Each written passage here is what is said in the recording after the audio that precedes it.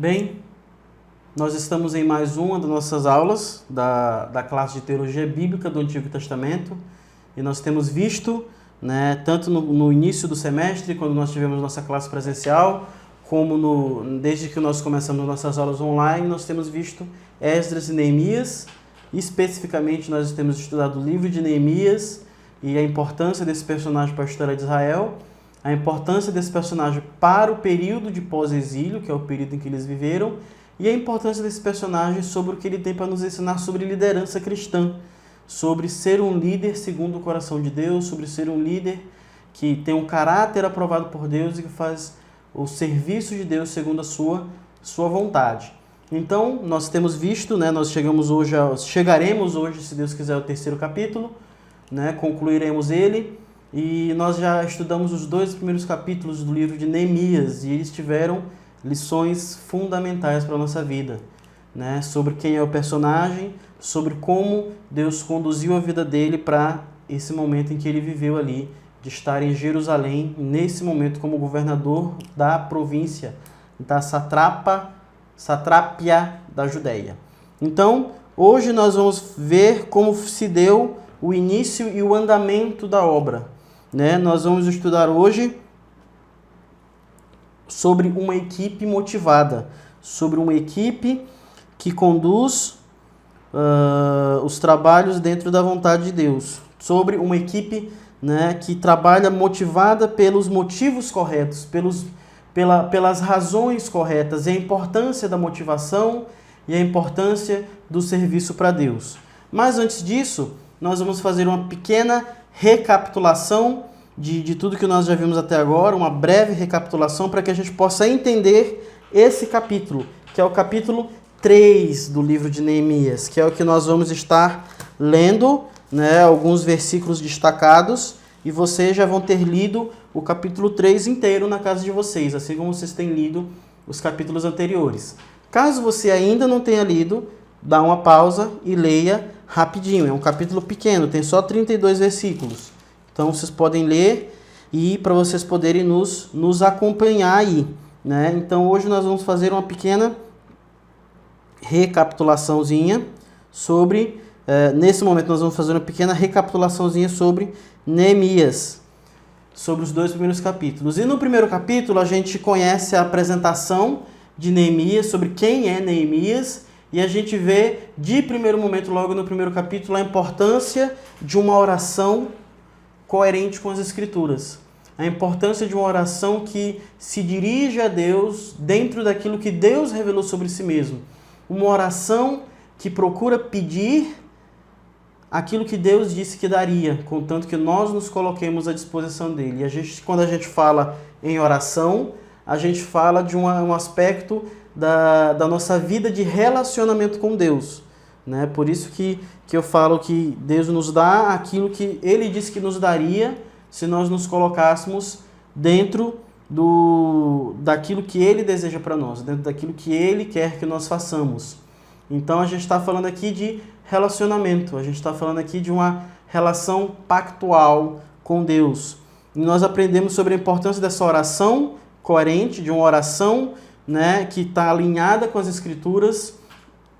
Inclusive eu lembro de Jesus ali falando, por exemplo, que quando vocês pedirem alguma coisa, meu Pai que está nos céus dará a vocês. Quando vocês pedirem alguma coisa em meu nome. Então, isso não quer dizer de forma alguma que a gente pode pedir qualquer coisa.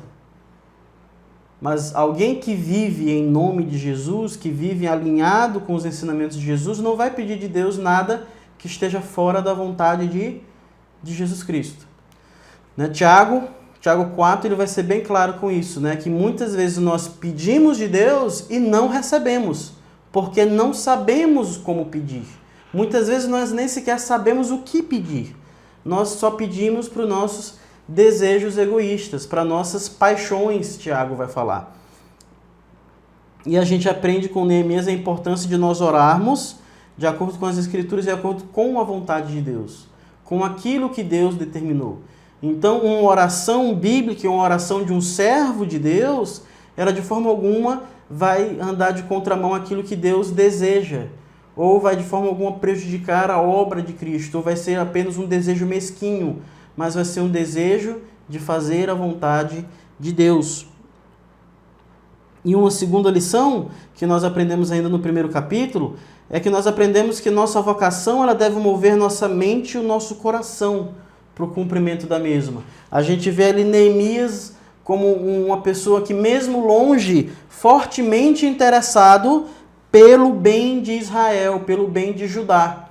Fortemente interessado em saber como andavam as coisas em Jerusalém. Apesar de ele estar exercendo o trabalho dele muito bem ali a serviço do rei, ele também tinha o seu coração firmado no desejo do bem do povo de Deus, no bem da cidade de Deus. Então, nós aprendemos ainda no primeiro capítulo esse aspecto de um coração e de uma vocação que enche nossa mente e coração. Uma vocação que move nosso coração em direção a cumpri-la. E aí nós temos o segundo capítulo. Nós vemos no primeiro capítulo o desejo ardente de Neemias pelo bem da nação, pelo bem da cidade de Jerusalém, e essa oração que desejava ser respondida, que era justamente que Neemias conseguisse o favor do rei Artaxerxes, para que ele pudesse ir a Jerusalém e reconstruir a cidade. E nós vamos ver no capítulo 2 exatamente a importância do planejamento, a importância de não somente orar, mas também de sonhar, de planejar, de se preparar para a realização desse sonho. E nós aprendemos que muitas vezes fazer a vontade de Deus é necessário não somente sair da nossa zona de conforto, mas também assumir riscos. E nós vemos isso exatamente em Neemias capítulo 2. Ele assumiu o risco de apresentar-se à presença do rei Artaxerxes, né, mesmo que ele não tivesse condições para isso. E o rei Artaxerxes o questiona: como é que você vem à minha presença triste dessa forma? Qual é a sua intenção? E Artaxerxes, percebendo isso, Artaxerxes lhe indaga, e Neemias ele poderia ficar com medo, ele poderia tremer diante do rei, ele poderia ficar nervoso, ele poderia se deixar controlar pelo pavor e o risco da sua vida que ele estava correndo. Mas ele preferiu aproveitar essa oportunidade de estar em risco para fazer a vontade de Deus. E aí nós vamos ver Neemias, dando esse passo de fé, recebendo o favor e a benevolência do rei Artaxerxes, se dirigindo a Jerusalém, se preparando para fazer a vontade de Deus ali, se planejando, conseguindo material, conseguindo segurança. E nós vemos ao final exatamente ele motivando os seus auxiliares, os oficiais que cuidavam do povo, a compartilhar esse sonho, compartilhar esse projeto de fazer a vontade de Deus ali em Jerusalém, de reedificar a cidade de Jerusalém como um todo. Né? Nós já vimos ali que o templo já estava reconstruído, mas Jerusalém ainda faltava os muros. Os muros de Jerusalém ainda estavam caídos. E aí nós vemos, né, Neemias caminhando nessa direção. Nós aprendemos sobre a importância de uma oração, de uma vida de oração, de uma vida focada e centrada na nossa vocação. Nós aprendemos a aproveitar as oportunidades, a sermos diligentes no planejamento, diligentes no motivar. E o resultado desse motivar vai ser justamente o que nós encontramos no capítulo 3, que é o texto que nós vamos ver hoje, que é o texto que nós vamos ver agora. Né? O capítulo 3, você já deve ter lido aí. Ele vai começar fazendo, na verdade, um link com o texto, o capítulo passado. Né? O capítulo 3, ele vai começar dizendo o seguinte: então se levantou Eliasibe,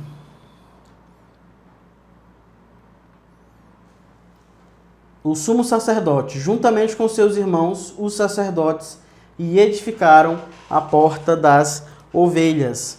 Como é que termina o capítulo 2? O capítulo 2, no verso 18, ele vai dizer o quê? Me acompanhe na Bíblia de vocês. Também lhes contei como Deus tinha sido bondoso comigo e o que o rei tinha me dito. Eles responderam: sim, vamos começar a reconstrução, e se encheram de coragem para a realização desse bom projeto. O verso 17 vai dizer o seguinte, do capítulo 2. Então lhes disse: vejam a situação terrível em que estamos.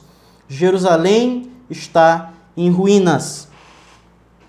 Então no capítulo 2 termina justamente com esse desafio. O povo ele é desafiado a olharem para essa situação em que eles viviam, uma situação de ruína, uma situação de insegurança, e se incomodarem com essa zona de conforto. Então a liderança de Judá, de Jerusalém, da Judéia, da província da Judéia, ela é desafiada a sair da sua zona de conforto. E eles são não somente desafiados, mas eles são também motivados pelo testemunho de Neemias, no verso 18, de como Deus tinha tocado o coração dele, como ele tinha estado em oração e como Deus tinha respondido a oração dele. E como a oração dele foi tão bem respondida a ponto de Neemias conseguir o favor do rei a ponto de receber madeira, segurança e liberação para que todos os oficiais da região ali, da redondeza, soubessem o que estava sendo feito. Através dessa motivação, desse testemunho e desse desafio, nós vamos encontrar no capítulo 3 uma Judéia, uma província da Judéia motivada. E esse é o resultado. Vemos uma comunidade altamente comprometida e motivada à obra de reconstrução dos muros. Então, Neemias, ele testemunhou acerca do que Deus estava fazendo e ele conduziu o povo a crer em Deus. Na verdade, ele não conduziu, quem faz isso é o Espírito Santo. Mas ele deu os motivos para que o pessoal cresça em Deus e o Espírito Santo agiu naquela comunidade ali, de forma a desafiá-los. E aí nós temos o capítulo 3, começando justamente por quem? Por Eliasibe. Mas antes disso, eu vou querer fazer só algumas informações importantes para que nós refletimos sobre o capítulo inteiro. Alguns detalhes importantes sobre o capítulo 3 de Neemias. Segundo um pesquisador chamado Paul Lawrence, ele vai dizer que, sem dúvida, o capítulo 3 ele se trata da mais importante, trata-se do capítulo mais importante do Antigo Testamento no que se refere à geografia de Jerusalém. Capítulo 3 ele vai descrever a cidade de Jerusalém, guiado ali pela redondeza dos muros, e ele vai trazer detalhes importantes, detalhes muito, muito ricos sobre a geografia de Jerusalém, ali, a localidade, a formação de Jerusalém. O verso 12 do capítulo 3 ele vai ter a única referência, provavelmente no Antigo Testamento, de que mulheres trabalharam na reconstrução do muro, que mulheres trabalharam nesse tipo de projeto. A única referência disso. No livro de Neemias e Esdras, certamente é a única referência. No Antigo Testamento, eu não me recordo se existe outra referência à mulher nesse tipo de trabalho braçal. Mas no período pós-exílio Tá ok? Outro detalhe importante.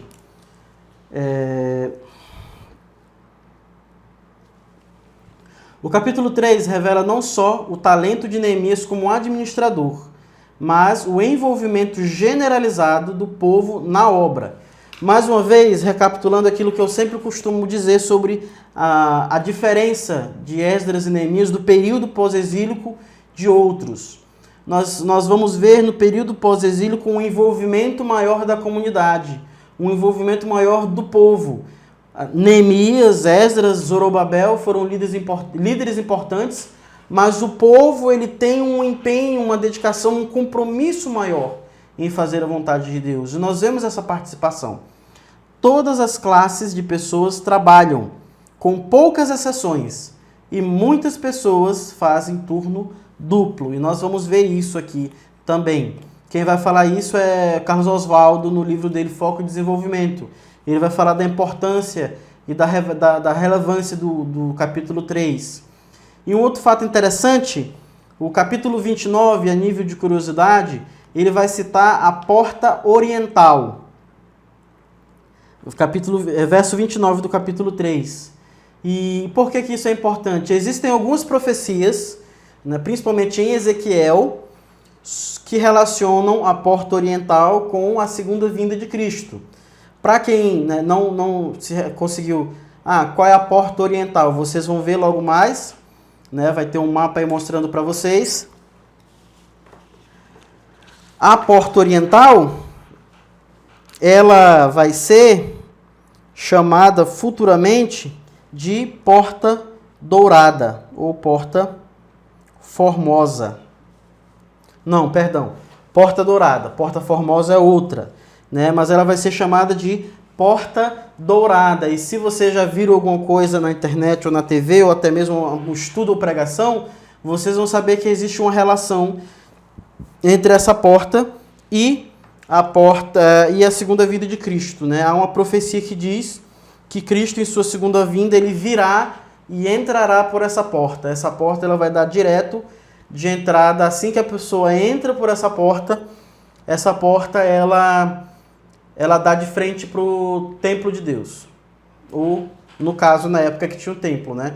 Nós, dentro da convicção pré-tribulacionista e pré-milenista, vai haver um terceiro templo e Jesus vai entrar por essa porta e adentrar nesse templo. Tá ok? Só a nível de curiosidade. Uma outra curiosidade é que essa porta se encontra selada. Agora, né, nesse exato momento, né, a porta do templo ela se encontra selada, ela foi fechada, né, no período que os muçulmanos estavam lá, né, desde que eles, né, dominaram a cidade, então eles fecharam aquela porta, né, e botaram um cemitério na frente. Nível de curiosidade mais uma vez. Por que eles fizeram isso? Porque dentro da lei mosaica, um santo, um ungido de Deus, ele não pode tocar em nada impuro. Logo, ele não pode entrar dentro de um cemitério, dentro de um lugar onde existe corpos mortos, porque um corpo morto em decomposição é um local impuro. Então, né, só nível de curiosidade para reflexão aí dos irmãos. Mas seguindo, voltando ao nosso capítulo 3, nós vamos já começar o capítulo 3 com uma informação muito interessante. O capítulo 3 começa, quem é que inaugura a obra? Quem é o primeiro a dar o pontapé? Quando você olha ali para o capítulo 3. O capítulo 3, verso 1 vai dizer o quê?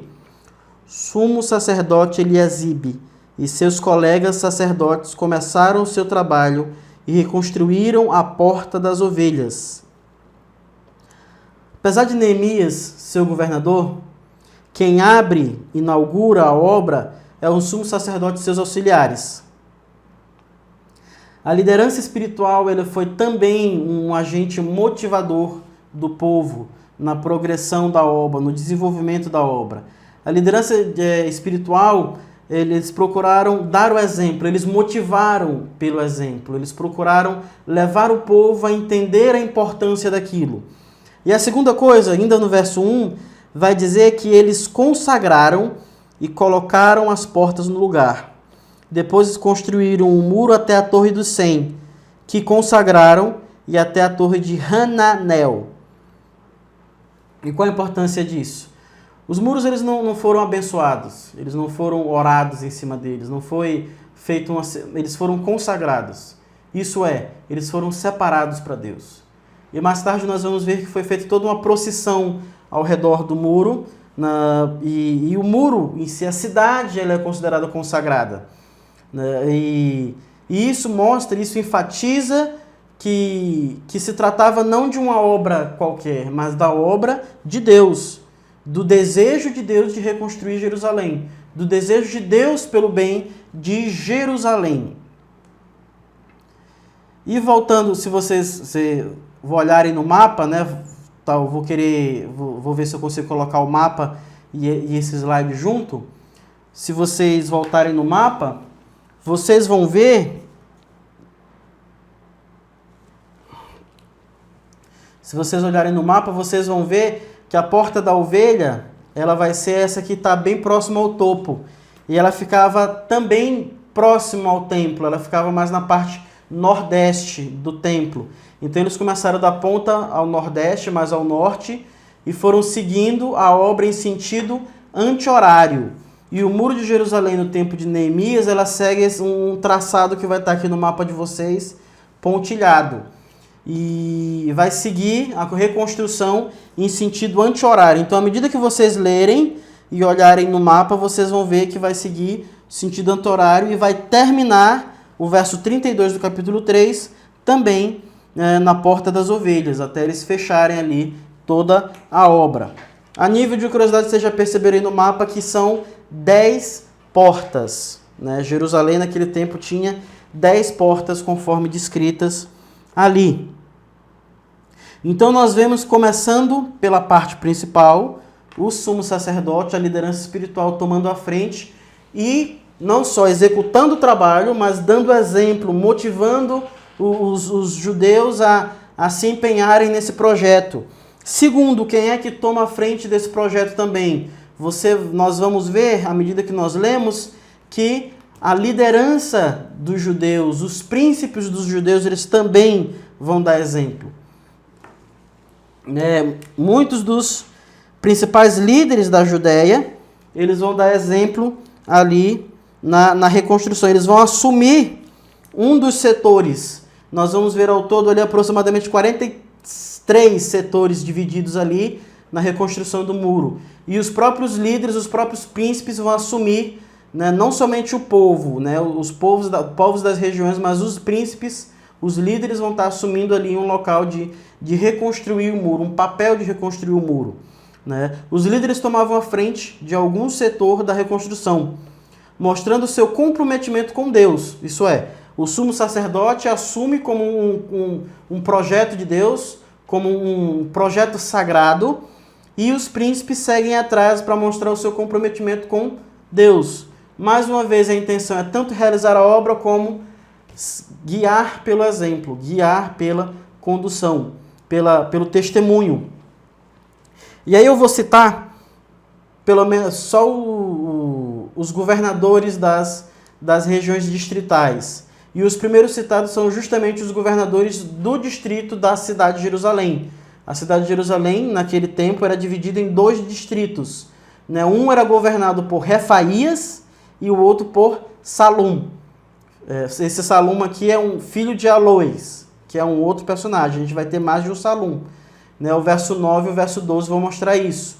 Logo depois a gente vai ter Malquias, governador do distrito de Bet-Hakerem, no verso 14. Só uma curiosidade. Tirando os primeiros 2 governadores, os outros vocês vão ver que eles não são da cidade, eles são de outras cidades, de outras regiões, subordinados à Judéia, mas de outras regiões. A gente vai entender um pouco isso também logo mais adiante. Depois a gente vai ter Malquias, verso 14, e depois a gente vai ter outro Salum, que é filho de outra pessoa, do Col-Rosé. Ele é governador do distrito de Mispa. Né? Tirando Refaías e Salum, os outros cuidavam de outras cidades, dentro da satrápia, dentro da província da Judéia. Mas mesmo assim eles estavam se colocando nesse projeto. Outros 2, outros governadores também de outros locais. A gente vai ter Neemias, governador de Bet-Zur, que é outro Neemias, não é o Neemias principal do livro. A gente vai ter Hassabias e Bavai, que eram governadores do distrito de Keila, que era a cidade próxima de Jerusalém. A gente vai ter Ezer, verso 19. Ele vai ser governador de Mispa. E aqui a gente vai ter uma confusão, né?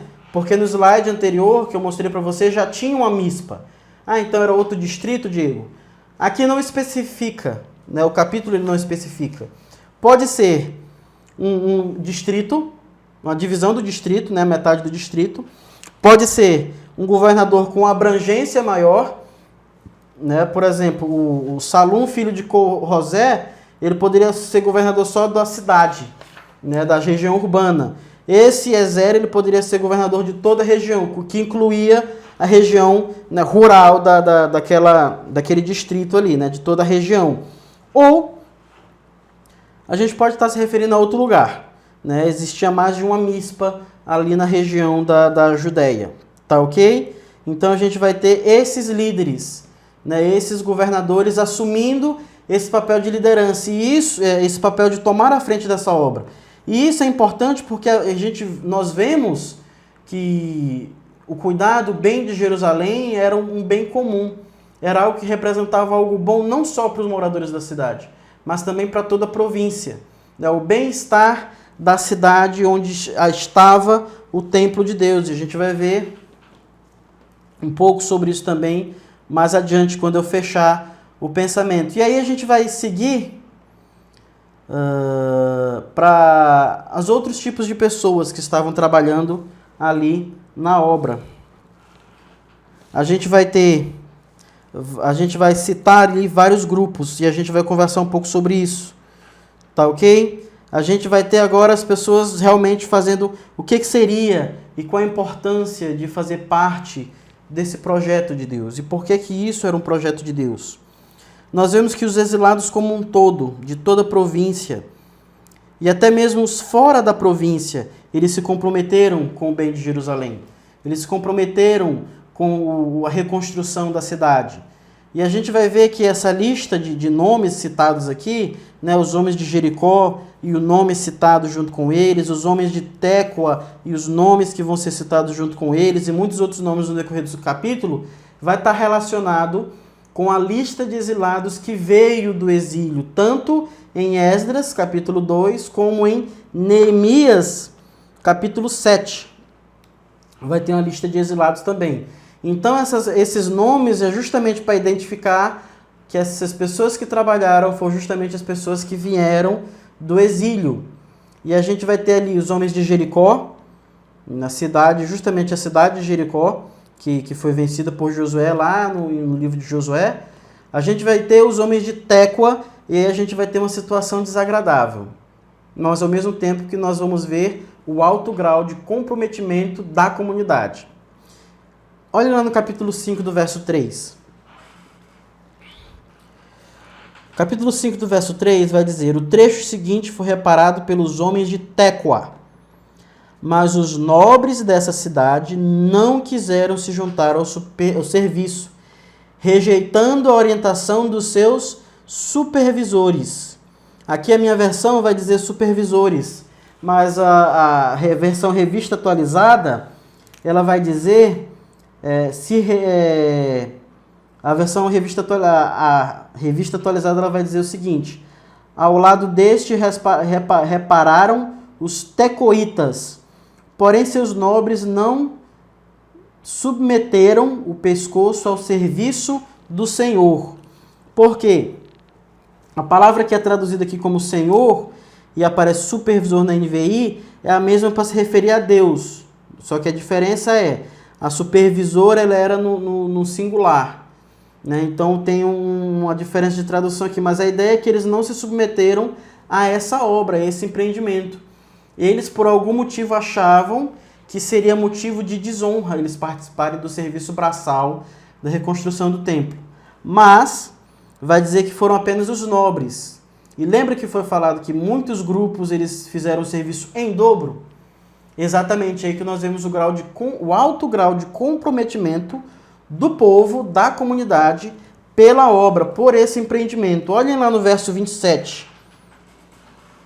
O verso 27, quem é que vai estar lá trabalhando de novo?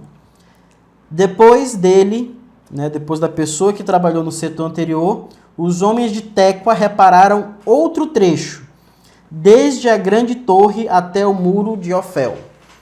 Então, a atitude, né, desonrosa, a atitude desrespeitosa dos líderes, dos nobres da cidade de Tecoa, de forma alguma foi motivo de desmotivar os cidadãos daquela comunidade, as pessoas comuns, os plebeus daquela comunidade, a se empenharem em participar daquela obra. Vejam como isso é interessante. E aí a gente vai ter uma outra coisa muito interessante. A gente vai ter os homens de Gibeão e de Mispa, no verso 7. E vai ter um outro traço interessante sobre eles também. Por algum motivo, eles não estavam sob a jurisdição da Judéia. Isso é, eles não estavam subordinados a Neemias. Vejam lá o verso 6. O verso 6 vai dizer: a porta Gesana foi consertada por Joiada. Perdão, verso 7. No trecho seguinte, os reparos foram feitos por Melatias, de Gibeon, e Jadom, de Meronote, homens de Gibeon e de Mispa, localidades que estavam sob a autoridade do governador da província do Trans-Eufrates, que é algumas versões vai dizendo da além rio, que é o rio Eufrates. Por algum motivo, eles não estavam subordinados a Neemias, mas eles eram judeus. Eles eram do povo de Deus. E isso foi suficiente para que eles quisessem participar da obra, para que eles quisessem fazer parte dessa obra. Eles, nós entendemos aqui que eles decidiram. Não foi algo imposto, apesar de ser sugerido. Não foi algo forçado, mas foi algo que eles decidiram fazer. Verso 7. Seguindo, nós vamos ver agora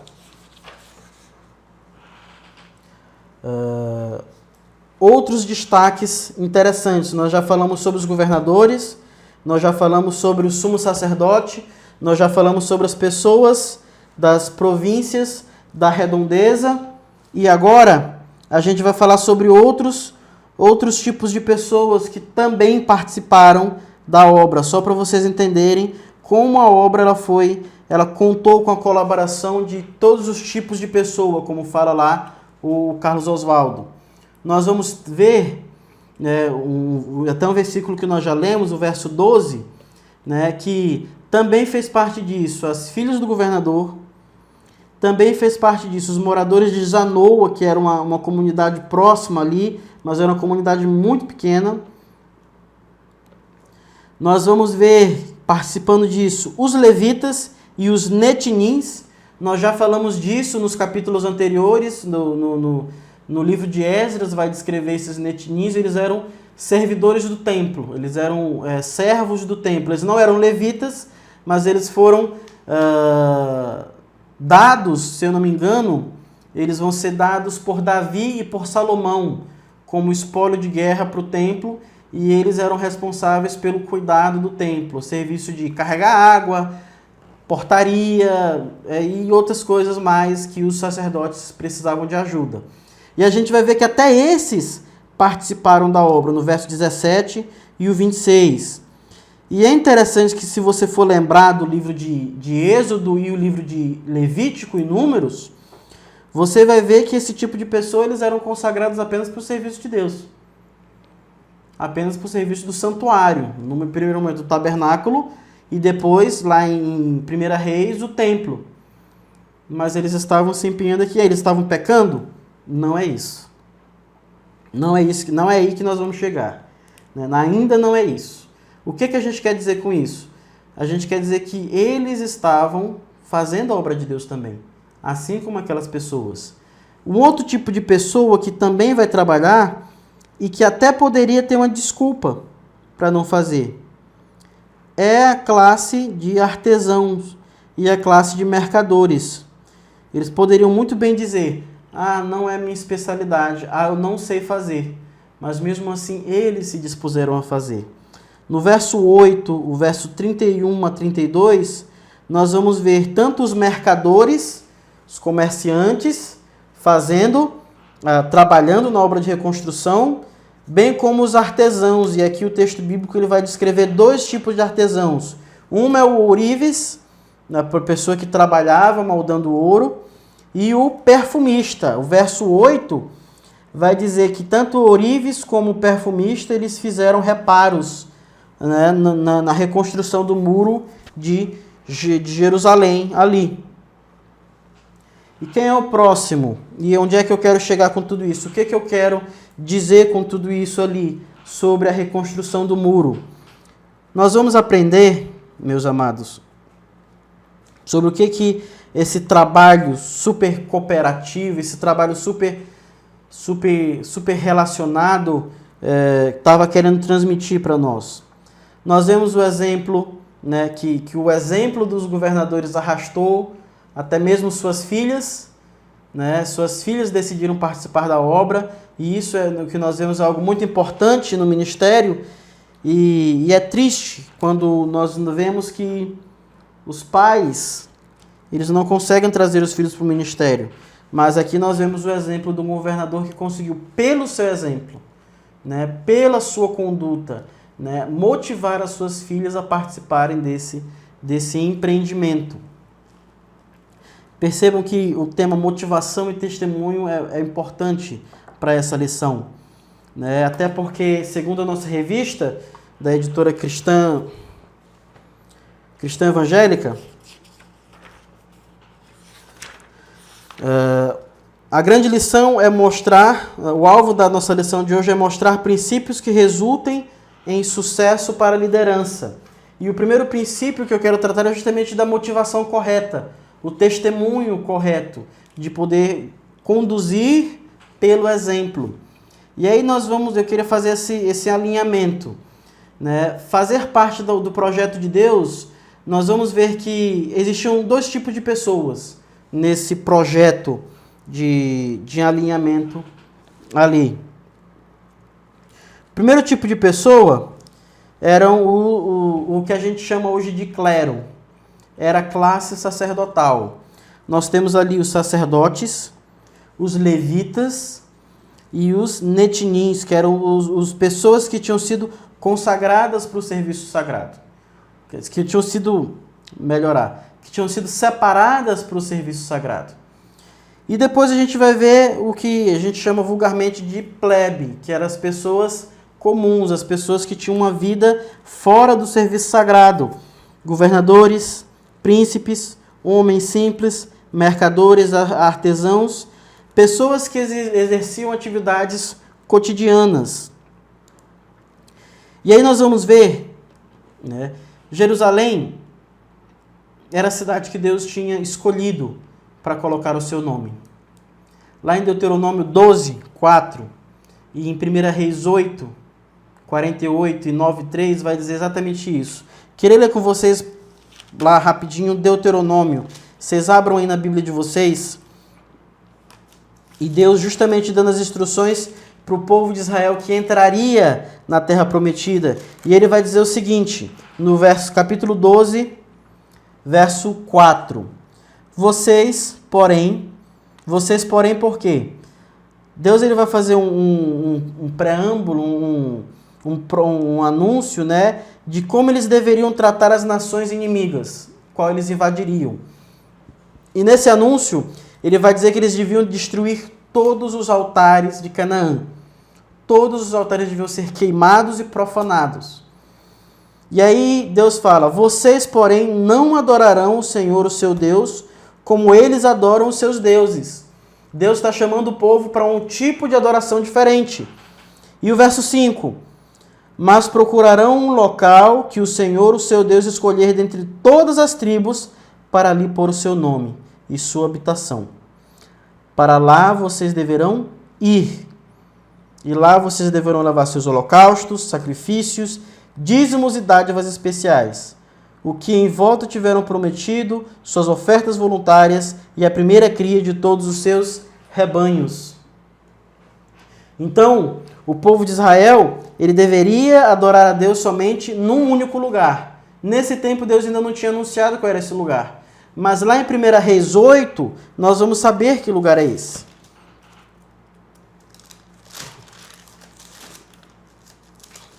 1 Reis 8, capítulo 8, verso 48, vai dizer o seguinte. Vou ler desde o 46. 1 Reis 8, 46. Quando pecarem contra ti, pois não há ninguém que não peque, e ficares irado com eles, e os entregares aos inimigos que os leve prisioneiros para a sua terra, distante ou próxima. Se eles caírem em si, na terra para a qual tiverem sido deportados, e se arrependerem, e lá orarem, pecamos, praticamos o mal e fomos rebeldes. Verso 48. E se lá eles se voltarem para ti de todo o coração, de toda a sua alma, na terra dos inimigos que os tiverem levado como prisioneiros, e orarem, voltados para a terra que deste aos teus antepassados, para a cidade que escolheste e para o templo que construí em honra ao teu nome. E aí no capítulo 9 do livro de 1 Reis, no verso 3, vai ter a resposta de Deus. O Senhor lhe disse: ouvi a oração e a súplica que você fez diante de mim. Aqui nós estamos falando de Salomão. Consagrei este templo que você construiu para que nele habite o meu nome para sempre. Os meus olhos e o meu coração estarão sempre nele. A cidade que tinha sido consagrada por Deus e o templo que tinha sido consagrado por Deus era qual? Cidade de Jerusalém. Por isso, participar da obra de reconstrução dessa cidade se tornava participar de um projeto do próprio Deus e para o próprio Deus. Tendo isso em mente, vamos entender que participar da reconstrução do muro não era um empreendimento qualquer. Não era participar de uma atividade, né, social. Era participar de algo que Deus estava fazendo. Naquele tempo aquilo era raro. Ainda hoje é, mas isso eu vou explicar depois. Nós vemos na reconstrução do Muro de Jerusalém que ambos os tipos de pessoas trabalharam juntas. E diferente do que os nobres de Tecoa pensaram, né, e os sacerdotes não pensaram assim, a classe sacerdotal ela não estava sendo humilhada ao trabalhar naquela obra. Eles não estavam sendo inferiorizados, eles não estavam sendo subutilizados. Ao contrário, as pessoas comuns estavam tendo a oportunidade de participar de um projeto de Deus. As pessoas estavam tendo a oportunidade, estavam sendo honradas em fazer parte do trabalho de Deus. E só para vocês entenderem um pouco o que é que eu estou dizendo, eu queria ler para vocês um trecho de um livro que eu li há uns anos atrás, de John Piper, chamado Cumprindo a Missão. Ele faz em parceria com David Metz. E esse trecho ele vai falar algo muito interessante. E esse trecho ele vai dizer: Deus está em ação. E esse livro ele tem a ver com o evangelismo. Ele cumprirá o seu plano. O que ele promete no Salmo 46, depois desta linha memorável, aquietai-vos e sabei que eu sou Deus. Esse não é um salmo completo. Como eu orei no momento do culto da manhã, né? O versículo completo ele diz também o quê? Deus ele promete uma outra coisa também. Deus ele promete: serei exaltado entre as nações, serei exaltado sobre a terra. A missão ela não vai ser abortada. O projeto de Deus ele não vai ser abortado. A vontade de Deus ela não vai deixar de se cumprir. Tanto a missão evangelística de Deus para com o mundo, como a missão de edificação da igreja, de Deus para com a igreja de Cristo, ela não vai deixar de acontecer. Não existe uma versão da história em que isso não acontece. Não existe uma versão da história em que as coisas dão errado. A vontade de Deus vai ser realizada. E o que ele continua dizendo? A missão, Jesus promete em Mateus 24,14: e será pregado este evangelho do reino por todo o mundo, para testemunho de todas as nações. Então virá o fim. Deus, ele está dizendo, quando ele nos chama para participar da sua obra, diferente do que muitas teologias dizem por aí, Deus não está dizendo: eu preciso de você. Deus ele não está dizendo: sem você eu não consigo. Deus, e eu gostei dessa paráfrase que John Piper usa, Deus é como se estivesse nos chamando, ele está dizendo o seguinte: eu estou fazendo isso. É o que eu estou fazendo. A missão de evangelismo. É para onde eu estou indo. É onde o meu coração está. Junte-se a mim. Participar da obra do reino não é um fardo. Participar da obra do reino não é um peso. Participar da obra do reino não é algo desgastante. participar da obra do reino, seja evangelismo, seja edificação da igreja, ela é algo fundamental. É algo no qual nós somos honrados em receber esse convite. É algo no qual nós recebemos a honra e não peso. Do qual nós temos oportunidade de participar das coisas grandiosas que Deus está fazendo. Mas não pense em nenhum instante, nem sequer por um momento, que se você não fizer, não vai ser feito. O próprio Jesus, ao ser confrontado sobre o motivo de estarem adorando a Ele, quando ele foi confrontado, ele disse: eu lhes garanto que ainda que todos se calem, as pedras clamarão. A vontade de Deus, ela não pode e ela não será adiada. Mas cabe a nós, como Igreja de Cristo, entendermos a grandiosa, a honrosa oportunidade que nós estamos tendo de participar dessa obra. Assim como os judeus daquele período de Neemias entenderam, como eles foram motivados a entender que eles estavam participando do grandioso projeto de Deus, do maravilhoso projeto de Deus. Então, meus irmãos, concluindo, fazer parte de uma igreja local implica em servir a igreja. Isso não deve ser um fardo ou obrigação, mas deve ser encarado como uma oportunidade única de fazer parte da obra de Deus. Então, como igreja e como cristãos, nós devemos estar engajados com a nossa igreja. Nós devemos estar empenhados com a nossa igreja, seja em vida de oração por ela, seja em estar disponível para participar das suas atividades e para realizá-las. Nós temos que ser uma igreja em que os seus membros participam e não só são espectadores, e não só são servidos, mas serem também servos. É para isso que nós estamos sendo chamados. Efésios vai usar fortemente a metáfora de que cada cristão é usado por Deus para edificação. E ele vai usar a metáfora justamente da edificação de um prédio, de um templo, de um edifício. E só que esse edifício é descrito como um edifício que é construído para adoração a Deus. E isso é a igreja. Nós somos o povo de Deus. Nós somos a cidade de Deus. Como liderança, a liderança ela deve dar a motivação certa aos filhos de Deus. E assim ela vai ter cristãos comprometidos. A lição ela fala, né, princípios corretos de liderança, princípios sadios de liderança, princípios que resultem no sucesso da liderança. E a liderança ela só vai ter sucesso quando os seus líderes apontarem para Deus. Quando os seus líderes ensinarem a igreja a entender que o trabalho dela é para Deus. Dá um exemplo próximo aqui para nós. Né? O irmão Isaac, no período em que nós estamos gravando, né? Nesse período que nós estamos vivendo, ele se aproveitou essa oportunidade. Né? Olha aí, mais uma vez, a gente vendo a sabedoria, né, de aproveitar essa oportunidade em que nós não estamos podendo nos reunir para fazer uma reforma, uma melhoria no nosso templo, né, no nosso auditório ali. Então, mas ele tem a plena convicção de que ele não está fazendo para ele. Ele não está fazendo para dizer assim, eu fiz. Ele está fazendo para Deus. Ele está fazendo para a glória de Deus. E para o bem-estar dos irmãos, para a segurança dos irmãos.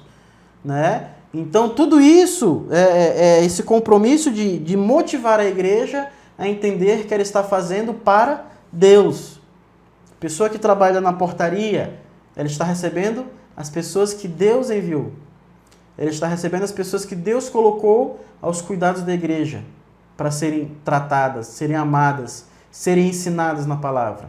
Os irmãos que cuidam dos carros ali, do estacionamento, estão cuidando dos carros de Deus. Estão cuidando do bem-estar para que as coisas de Deus possam acontecer com segurança. Né? Para que o irmão que vai entrar dentro do templo, ele não fique preocupado como é que está o carro dele lá fora. Vai ter alguém cuidando para que ele possa adorar a Deus. Ali é uma preocupação a menos. Né? Então, todo o serviço de Deus ele deve ser encarado como um serviço para Deus. Né? Como todo o serviço da igreja deve ser encarado como um serviço para Deus. E por fim, um trecho, uma frase que se repete 5 vezes no capítulo 3 é: defronte sua casa. Capítulo 3 você vai ouvir isso pelo menos 5 vezes e você vai entender essa ideia em outros trechos, em que os próprios moradores de Jerusalém, eles estavam também participando dessa obra, eles estavam aproveitando justamente a parte de frente à sua casa e construindo aquele pedaço. Trabalhar na obra de Deus é trabalhar em prol do nosso próprio bem. Porque quando Deus é glorificado, nós somos beneficiados. Nós somos agraciados por Deus. Então pense nisso. Participar da obra de Deus é trabalhar em prol do seu próprio bem também. E isso não é nem um pouco egoísta. Quando você trabalha dentro dessas motivações corretas. Quando você aproveita a conveniência do momento de vida que você está vivendo. Né? Se eu estou aqui, existem pessoas que periodicamente estão mudando de cidade. Então, se eu estou aqui na cidade, eu tenho que ajudar o povo de Deus aqui. Se eu estou em outra cidade, eu vou me adaptar a isso lá. Então, nós vemos muito isso no âmbito profissional até. Tem sido muito ensinado hoje a questão de quando você for escolher uma profissão, escolha uma empresa para você trabalhar, escolha uma área que você vai trabalhar e até mesmo o setor que você vai trabalhar, que vai estar dentro dos seus interesses. Vai estar dentro da sua perspectiva do que você quer para o projeto de vida. E muitas empresas, elas têm escolhido pessoas que vão estar comprometidas com a empresa como se compromete com o próprio projeto de vida. Por quê? Para que essa pessoa tenha um empenho melhor, tenha uma dedicação melhor. Se a empresa andar bem, eu vou estar bem. Então as empresas têm aprendido a se relacionar dessa forma. O bem-estar do seu funcionário é o bem-estar da empresa. E tem sido ensinado aos profissionais hoje dessa forma. O seu bem-estar tem que ser também o bem-estar da empresa. Senão, sua empresa vai se tornar um fardo para você. E você não vai ter prazer de estar lá. E o seu trabalho pode até ser bom, mas vai ser menos produtivo do que alguém que está trabalhando naquilo que gosta, naquilo que ama. A mesma coisa vale para a igreja, né? Divaguei um pouco, mas a mesma coisa vale para a igreja. Eu tenho que entender que o bem da minha igreja é o bem para mim. Eu não posso me omitir, eu não posso me deixar de trabalhar porque isso não me interessa. Mas eu tenho que procurar entender que o trabalho da minha igreja vai promover o bem para o próximo, para a glória de Deus e, consequentemente, para mim. Então, meus amados, que nós possamos, com esse capítulo 3 e com tudo que nós temos aprendido sobre Neemias, a viver uma vida de dependência de Deus, a viver uma vida sendo guiado pelas motivações corretas, conduzindo um planejamento coerente com as nossas necessidades, com os projetos que Deus tem colocado nos nossos corações. Que Deus abençoe vocês e que nós possamos ser acrescentados um pouco mais. Por isso que nós estudamos hoje pela palavra do Senhor. Vamos orar? Pai querido, eu venho te agradecer pela tua palavra, pela tua poderosa palavra, que é viva e eficaz para nos transformar, para nos edificar, para nos conduzir na tua boa vontade.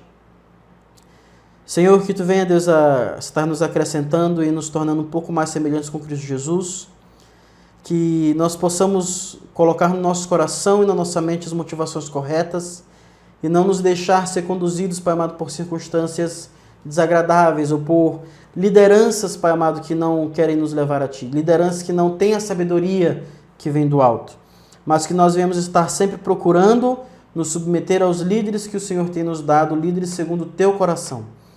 Senhor, que Tu levante em nosso meio líderes segundo, Pai amado, a liderança que Tu deu a Neemias. Liderança como Neemias, Pai eterno. Que Tu nos encha com essa sabedoria, com esse discernimento.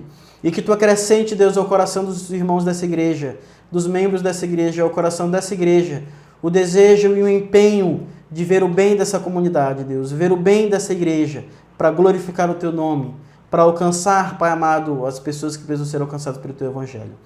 Te agradeço por cada um, Pai amado, que vai assistir, por cada um dos meus alunos, que Tu esteja com eles nesse momento de isolamento, cuidando dos seus corações, Pai amado, e eu te peço que Tu venha estar guardando, Pai amado, a saúde deles, que eles não venham estar sendo acometidos por essa doença, nem por nenhuma outra. Cuida de cada um, Pai amado, e eu te agradeço em nome de Jesus. Amém.